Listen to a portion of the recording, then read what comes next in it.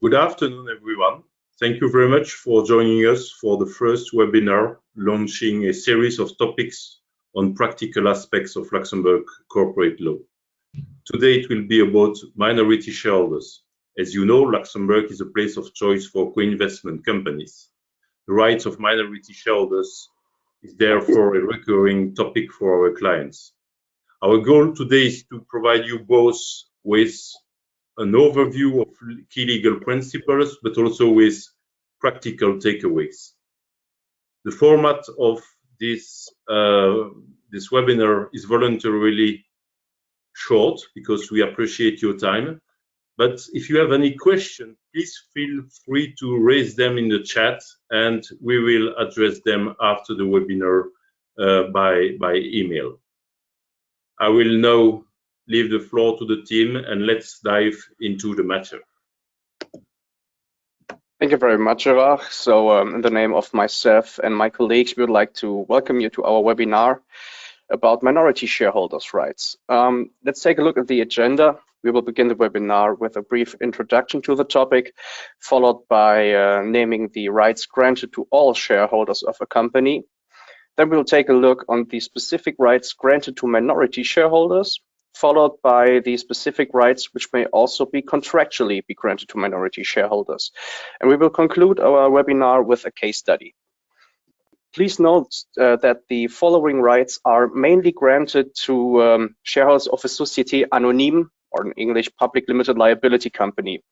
However, they may also be adapted into other company forms as well. And as Gerard already mentioned, please feel free to raise questions. We will revert to them afterwards. You may also reach out to us by mail, and we will be happy to reply after the webinar has been closed. So let's begin with the introduction. When we talk about minority shareholders, we first have to define the fundamentals. So what's a share?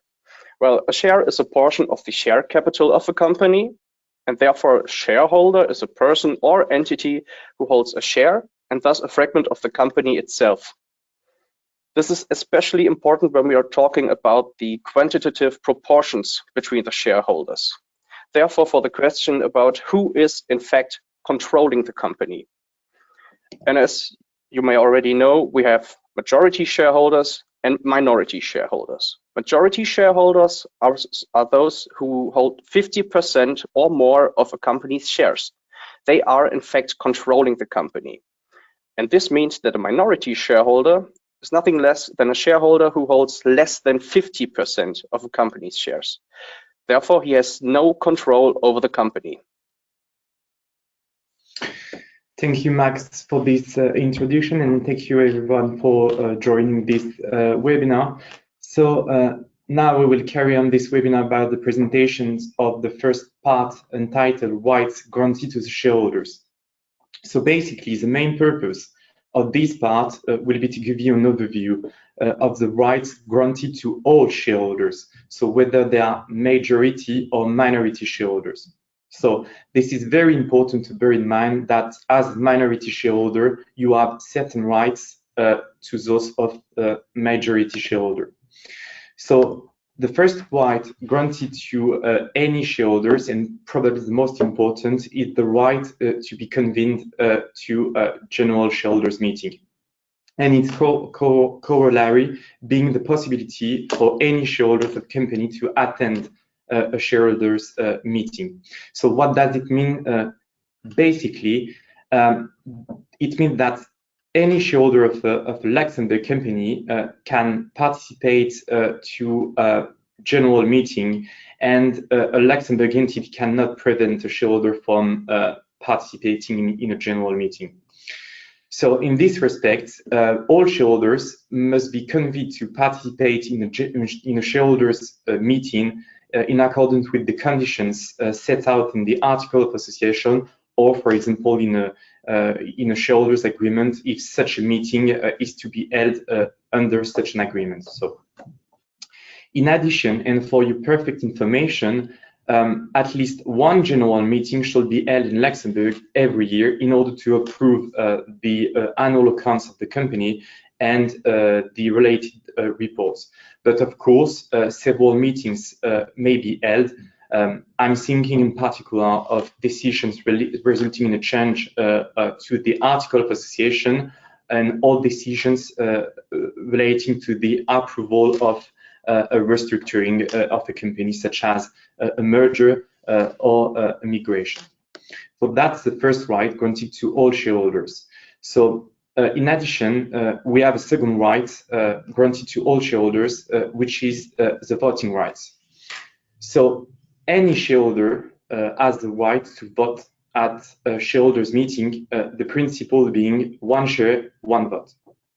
Of course, there are several exceptions to this principle. So first example is the case of non-voting shares. So that's only possible for Luxembourg public limited liability company. So in this case, the shareholder has no voting rights, but as a compensation, as a preferential dividend.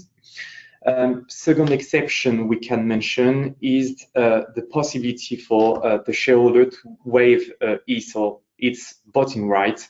So this shareholder can perfectly decide to renounce to exercise permanently or not its or his voting rights. And last example, this is the suspension of voting rights, which is basically the possibility for the board of directors to suspend the voting rights of any shareholders in breach of its or his obligations under the article of association or any other contractual arrangement. So this is also applicable for a Luxembourg private limited liability company. So let's move on the next right, the abuse of minority rights. Thanks, Adrien. So it is, however, possible for a minority shareholder to abuse their right. So imagine a case, for example, where a quorum or a specific majority or even anonymity is required. The participation of each and every single shareholder is essential. The minority shareholder shall thus not systematically refuse to attend a meeting and reject all decisions, as they may otherwise be considered as abusing their minority rights. And this, because of this, they may also be held liable. So in addition to these rights which are related to the general shareholders meeting, there are further general rights which are granted to all shareholders of the company, so both to majority and to minority shareholders. So first we have the financial rights, as a shareholder is entitled to receive both dividends and liquidation proceeds in accordance with the legal requirements in Luxembourg, the article of association of the company, or any other agreement such as a shareholders agreement. The shareholders are also entitled to an information right, which includes in particular the right for the shareholders to receive financial information. Indeed, 8 days prior to the holding of the general shareholders meeting, the shareholders may first inspect certain documents at the registered office of the company. So this is mainly the annual accounts, the management report, and the report of the auditor. And then the shareholders may also obtain free of charge a copy of the annual accounts of the company, of the management report, and of the report of the auditor, so both either the statutory auditor or the independent auditor as applicable. But the information right also includes the right for any shareholder to inspect the register of registered shares at the registered office of the company. The next right relates to the transfer of shares by the shareholders, which differ depending on the legal form of the company. So in public limited liability companies, the shareholders may freely transfer their shares either to other shareholders or to a third party, unless it is otherwise provided in the article of association of the company or other agreement. In comparison, for example, in private limited liability companies, the shareholders may only freely transfer their shares to other shareholders of the company. And in case they want to transfer their shares to a third party, they need to obtain the prior approval of shareholders holding more than 3/4 of the issued shares of that company. Another important right is a preferential subscription right, which is only applicable in public limited liability companies. So this right means that in case of issuance of shares against a payment in cash, the shares shall first be offered on a preemptive basis to the existing shareholders of the company in proportion to the part of the capital they hold. So this is really an instrument that prevents the existing shareholders from being diluted. And it shall be noted that such rights may be withdrawn or limited by the shareholders in certain conditions. Then another important right is the right for any shareholders to an equal treatment. So for example, in case of an increase or a decrease of the share capital of a company, any issuance or redemption of shares shall be offered to all the shareholders of the company. It cannot only be offered to some of these shareholders. And last but not least, the shareholders also have the right to bring an individual action. So this means that if a damage is not shared by all the shareholders of the company, but is only specific to some of the shareholders, these shareholders may claim compensation for their damage against the directors on the basis of general liability law. And in that case, to give right to compensation, the damage must be personal and direct. So this is all the rights that we detailed so far are granted to all the shareholders of the company, so both majority and minority shareholders. And now we will present the specific rights which are granted to minority shareholders. So please, Max, the floor is yours. Thanks, Angelique. So several of the rights which you will see on the slides following are marked by 10%. This means that they are limited by a threshold of 10%. Thus, the following rights may only be exercised by either a shareholder who solely holds 10% of a company's shares, or by shareholders who collectively hold 10%, or rather at least 10% of a company's shares. So the first right we would like to discuss is the right to request the holding of a shareholders meeting. Under the limitation of the 10% threshold, shareholders have to both issue a written request and indicate the agenda for such a meeting. If both requirements are met, the company is obliged to convene a general meeting within 1 month following the request. Next, we have the right to add items to the agenda. Please note that they only have the right to add items to the agenda. They are not allowed to eliminate already existing items. In order to do so, the request has to be sent to a company's registered office at least 5 days prior to the meeting. And last but not least, they also have the right to postpone a shareholder meeting. In order to do so, they have to issue a written request to the registered office of the company. Thanks, Max. In addition, as explained by Max, another specific right is granted to the minority shareholder or minority shareholders of a public limited liability company. This is a so-called liability claim. So what is this right in practice? So basically, this is the possibility for a shareholder or several shareholders representing at least 10% of the votes to bring a liability against the board of directors in the name of the Luxembourg entity. So such a possibility will be offered to the minority shareholders in case of mismanagement of the Luxembourg entity. That is to say, if decisions taken by the board of directors have not been taken in the interest of the company, or in case of breach of the Luxembourg law by the board of directors, or still in case of breach of the article of association by the board of directors.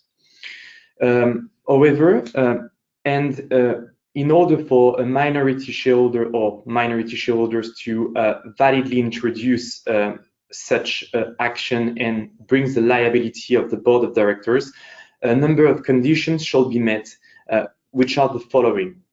So first, the shareholder or minority shareholder shall be the owner of shares of the and therefore shall have the right to vote on the discharge at the general meeting.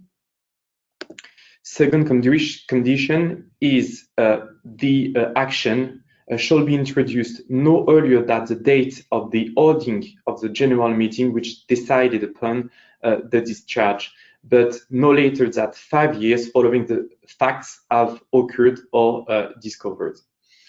And last condition, the minority shareholder or the minority shareholders must not have voted in favor of the discharge. So, as you can notice, the conditions are quite strict and must therefore be respected by the minority shareholders to be able to introduce such action under this principle. In addition, and this is the last aspect developed for this specific right, which is a liability claim, the Luxembourg law provides, as I said, for the possibility for minority shareholder to bring a liability claim against the board of directors if such shareholder represents at least 10% of the votes. But the question is, does a shareholder or shareholders representing at least 50% of the votes have the possibility to introduce such an action?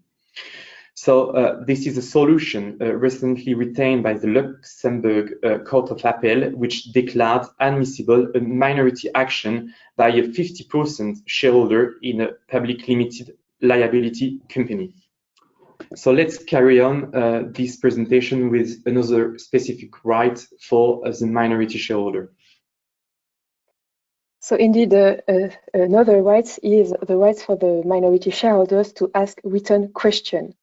So to detail a bit more this right, it is the right for one or more shareholders representing together at least 10% of the share capital or of the votes of a company to ask the management body question in writing about the management operation of the company, but it can be also about the subsidiaries of the company or of the group.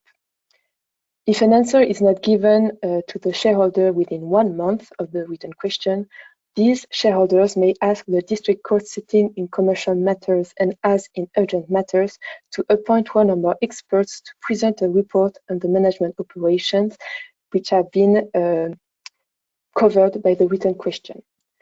So this is thus a useful way for minority shareholders to be provided with information on the management operation of the company and of the group. And so a last try will be presented now by Adrien.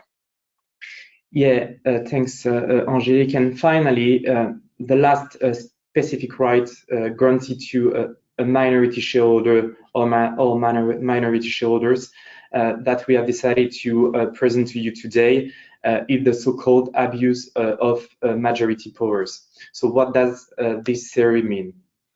So there is an abuse of majority powers by the majority shareholders when a decision of the general meeting of shareholders is first contrary to the corporate interest, and second condition adopted solely to promote the interest of the majority shareholders to the detriment of the minority shareholders and the company. Therefore, and if these conditions are met, what are the sanctions? So any action found in this basis could result in a quashing of a decision adopted by the majority, a finding of damages for the plaintiff, or in certain circumstances, the appointment of a temporary administrator. So next, we will talk about specific rights contractually granted to the minority shareholders, and we will continue this presentation with Max speaking.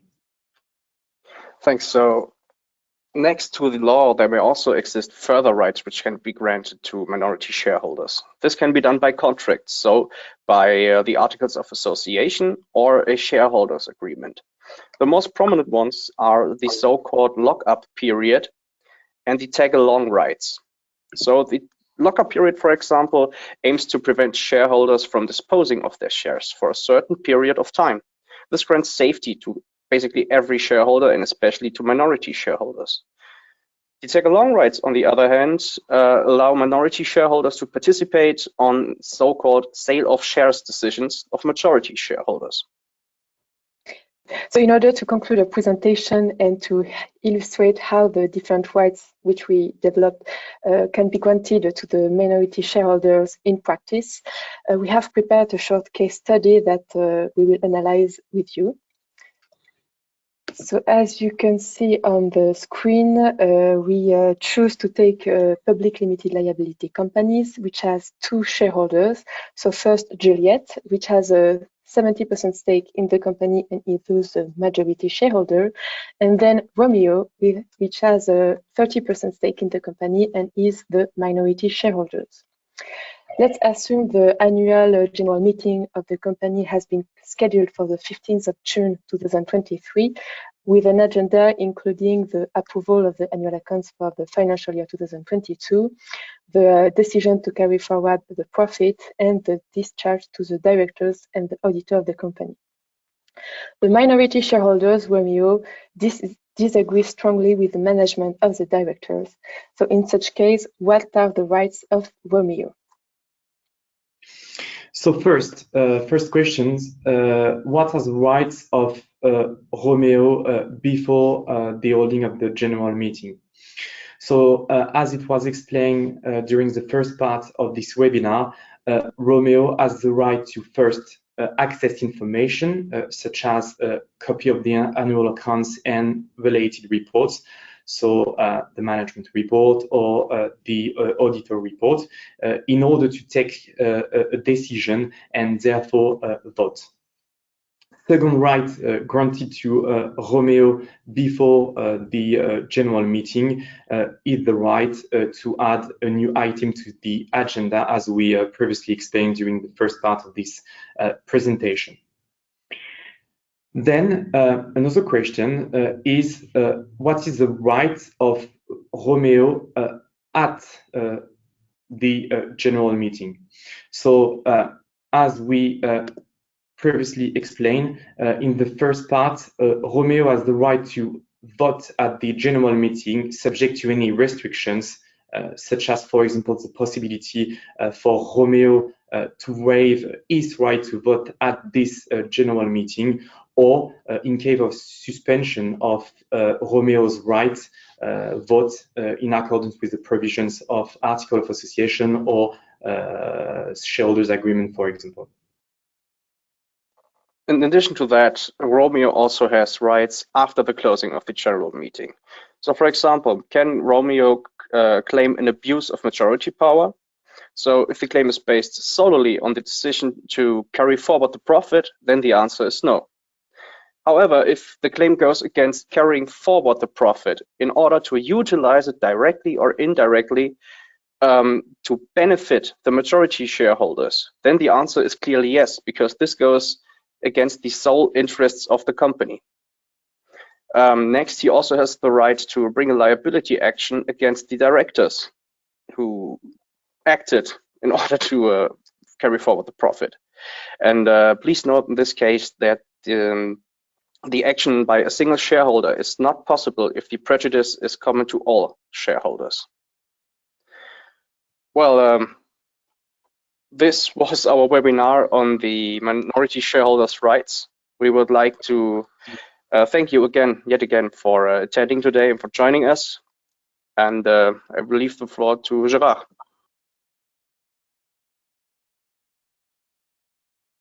Thank you for your attention. We hope that you find this webinar useful. And again, please feel free to reach out to us for any question. We will be very pleased to answer you. We look forward to having you again for our next topics. The next one will be on the 15th of June. It will be about liability of directors. We thought that this is an important topic, especially in challenging times, because many companies are facing economic difficulties, and well, it's really important for directors to have knowledge of their liabilities and how to mitigate any risk in that respect. And we'll also have another topic on the 22nd of June about the implementation of the mobility directive in relation to cross-border conversions, and well, this directive should be soon implemented in our corporate law. So well, we will give you a flavor of what you need to expect and how to prepare to the new regime. Thank you very much for your attention and have a good afternoon. Thank you. Bye-bye.